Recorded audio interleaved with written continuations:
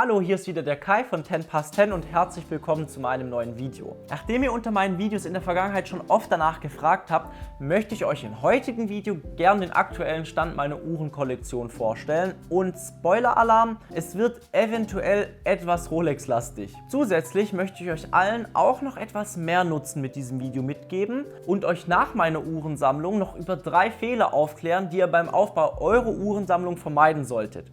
Übrigens ganz egal, ob es jetzt eure erste, zweite oder 10. Uhr ist. Außerdem möchte ich von euch noch wissen, welche Uhr fehlt eurer Meinung nach in meiner Uhrensammlung noch? Schreibt es mir unten in die Kommentare. Ich freue mich auf eure Ideen und eventuell auch über Inspirationen in meiner Uhrensammlung. Und jetzt steigen wir aber direkt ein mit der ersten Uhr.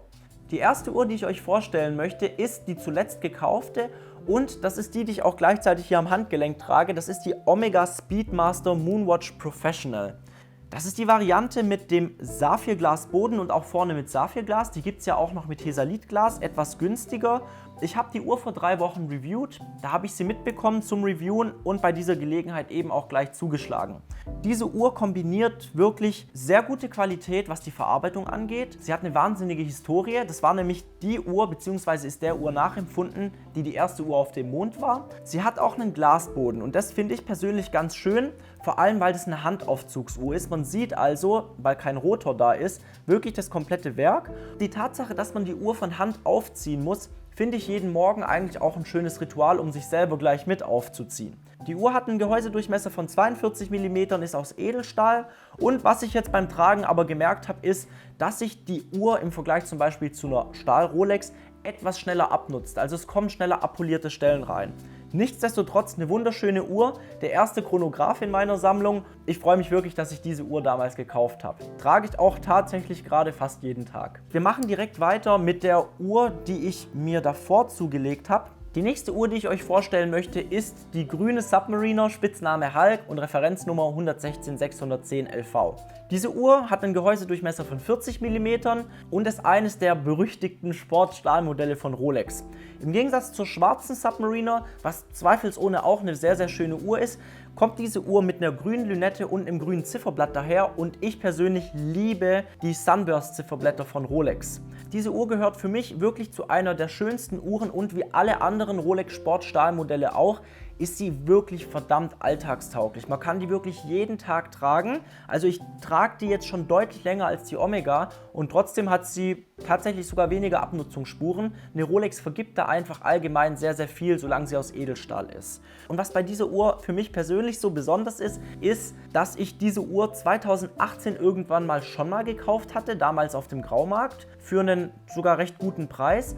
Und ich habe sie ein paar Monate später wieder weiterverkauft, um eine andere Uhr zu finanzieren und ich habe das bitter bereut. Ich habe erst vor ein paar Monaten noch zu Jenny gesagt, hey, so ein Mist, dass ich die Uhr damals verkauft habe, die bekomme ich jetzt nie wieder. Und irgendwie wie durch Magie hat ein paar Wochen später mein Konzi bei mir angerufen und hat gesagt, Herr Leingang, wir haben eine grüne Submariner da, möchten Sie die gerne haben? Und ich habe ja gesagt. Deswegen wirklich eine ganz besondere Uhr, die wird definitiv meine Uhrensammlung nicht wieder verlassen. Die nächsten beiden Uhren, die ich euch gerne vorstellen möchte, sind die beiden Hochzeitsuhren von uns und ich fange mit der Uhr von der Jenny an. Das ist eine Rolex Datejust, Referenz 116234 SDJ, 36 mm Durchmesser, geflutete Lünette, Stahl-Jubiläeband, noch die verdeckte Schließe, die es ja jetzt so nicht mehr gibt, wirklich wunderschön, fast wie ein Schmuckarmband von der Ansicht und mit dem silberfarbenen Diamantenzifferblatt. Da das unsere Hochzeitsuhr oder eine unserer Hochzeitsuhren ist, hat die natürlich auch einen ganz speziellen Stellenwert und an der Stelle auch meine Frage an euch, welche Uhr aus eurer Kollektion würdet ihr denn definitiv nie wieder verkaufen? Schreibt es mir gerne kurz unten in die Kommentare rein. Was an dieser Uhr so besonders ist, finde ich auch der Look und vor allem die geflutete Lünette. Wenn man die auch so im Licht hin und her dreht, scheint die einem wirklich aus jedem Winkel anders entgegen und das macht es wirklich zu einem wahren Schmuckstück. Auch eine Uhr, die finde ich irgendwann mal in die Kollektion muss, also eine Datejust allgemein. Ich finde die auch mit der gefluteten Lünette nochmal deutlich schöner als mit der bombierten. Und ich denke jetzt, wo ich Jennys Hochzeitsuhr vorgestellt habe, werdet ihr euch vielleicht fragen, was meine Hochzeitsuhr ist. Die Frage beantworte ich euch jetzt natürlich auch gerne. Das ist die 126 710 BLRO Pepsi auf der Baselworld 2018 zum ersten Mal seit, glaube ich, fast 10 oder sogar über 10 Jahren wieder in Stahl vorgestellt. Eine Rolex mit Pepsi-Lünette. Eine der geilsten Rolex-Uhren, die es aktuell auf dem Markt gibt. In Kombination mit dem Jubilee-Band. Auch ein bisschen flashy. Ich habe mir noch das Oyster-Band dazu gekauft von der schwarzen GMT Master. Das passt ohne Probleme ran und somit kann ich da ein bisschen durchwechseln. Uhr wird natürlich jetzt außer für ein paar Fotos und Videos noch nicht wirklich getragen bis zu unserer Hochzeit. Und wir haben auf der Rückseite auch unsere Namen eingravieren lassen. Das ist wirklich eine der bekanntesten und auch eine der nachgefragtesten Uhren gerade auf dem Markt. Und wir waren wirklich froh darüber, dass wir die Chance bekommen haben, so eine Uhr zu unserer Hochzeit zu bekommen. Zur Uhr auch 40 mm, typisches Sportstahlmodell von Rolex, eben mit der zweiten und dritten Zeitzone, wie jede andere GMT Master auch. Und als letzte Uhr meiner aktuellen Kollektion zeige ich euch die Submariner Referenz 116 613 LB mit blauer Lünette und blauem Zifferblatt. Mix aus Edelstahl 904L und 18 Karat Gelbgold. Meiner persönlichen Meinung nach eine der schönsten Uhren überhaupt auf dem Markt und tatsächlich, wenn ich mich, glaube ich, entscheiden müsste, auch meine Lieblingsuhr. Hat bei mir den Hintergrund, ich habe die schon irgendwann mal als Kind gesehen. Mein Vater hat die, glaube ich, als Replika gekauft am Stand in Italien für 10 Euro oder so.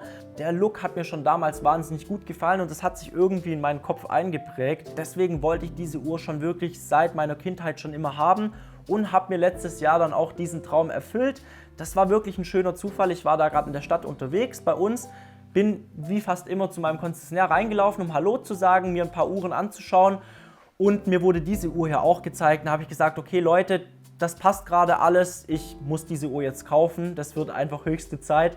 Dann habe ich direkt zugeschlagen und das ist auch definitiv eine Uhr, die für immer Bestandteil meiner Kollektion bleiben wird, wie eigentlich inzwischen alle aktuellen Uhren meiner Kollektion. Ihr kennt jetzt den aktuellen Stand meiner Uhrensammlung. Richtig angefangen habe ich, wenn ich aktuelle Uhrensammlung sage, wie ihr vielleicht vermuten würdet, schon etwas früher. 2017 habe ich meine erste richtige Luxusuhr gekauft, aber seitdem haben auch einige Uhren meine Sammlung wieder verlassen und da waren definitiv auch einige Fehlentscheidungen dabei, die ich euch jetzt ersparen möchte und deswegen kommen jetzt meine 3 Top-Fehler, die ihr bei eurer Uhrensammlung vermeiden könnt. Nummer 1.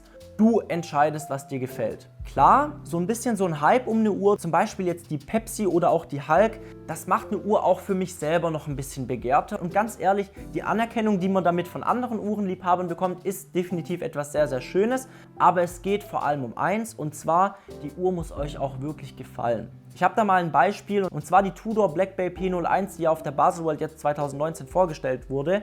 Meiner Meinung nach jetzt keine so schöne Uhr und hat auch allgemein kein so tolles Feedback bekommen. Aber ganz im Ernst, wenn euch die Uhr gefällt, dann kauft sie und lasst euch davon überhaupt niemand mal reinreden und das Gleiche gilt natürlich auch umgekehrt. Nur weil jetzt zum Beispiel jeder eine Daytona 116 500 LN haben möchte, muss einem diese Uhr einfach nicht gefallen.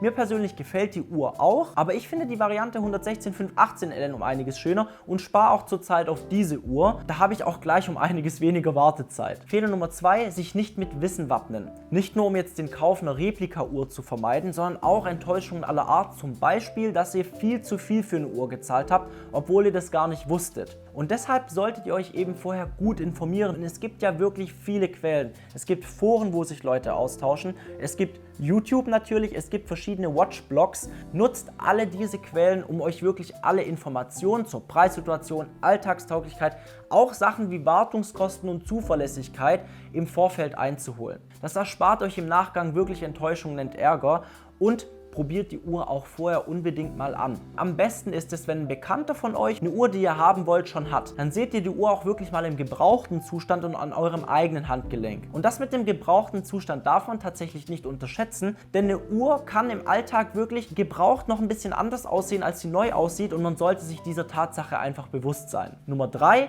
Macht keine Schulden. Ja, wir leben in einer Zeit, wo es keine oder ganz niedrige Zinsen gibt und finanztechnisch macht es bestimmt auch Sinn, eine Uhr zu finanzieren, weil die Zinsen niedriger sind als der Gewinn, den man kalkulatorisch macht, wenn man den Kredit aufnimmt. Das ist jetzt nur meine persönliche Meinung, aber ich denke einfach, einen Kredit für eine Uhr aufzunehmen ist Schwachsinn und wenn man Schulden machen muss, um eine Uhr zu kaufen, dann kann man sie sich vermutlich eigentlich noch nicht wirklich leisten und sollte stattdessen einfach lieber abwarten. Weil auch der Wert einer Uhr ist erstmal etwas theoretisch. theoretisches und ihr habt den Wert einer Uhr erst bei Realisierung, also Verkauf, und der Marktpreis, den ihr überall seht, das muss nicht der tatsächliche Verkaufspreis sein. Wer zum Beispiel jetzt kalkuliert, dass so eine grüne Submariner schnell wieder für 12.500 € loshaben wird, der kann unter Umständen ein böses Erwachen haben, wenn er das Geld schnell haben muss und die Uhr vielleicht unter Umständen für 11.000 € wieder verkaufen muss, anstatt der 13.000 €, die er dafür eben ausgegeben hat. Dazu gibt es aber auch noch ein Video in unserer kommenden Videoserie und jetzt hoffe ich, dass das Video euch gefallen hat und vor allem ihr auch ein bisschen was noch mitnehmen konntet für eure Uhrensammlung. Und ich möchte von euch jetzt noch wissen, welche guten und auch schlechten Erfahrungen habt ihr bis jetzt beim Sammeln der Uhren schon gemacht? Schreibt es mir gerne unten in die Kommentare und jetzt wünsche ich euch noch einen schönen Tag und bis zum nächsten Mal.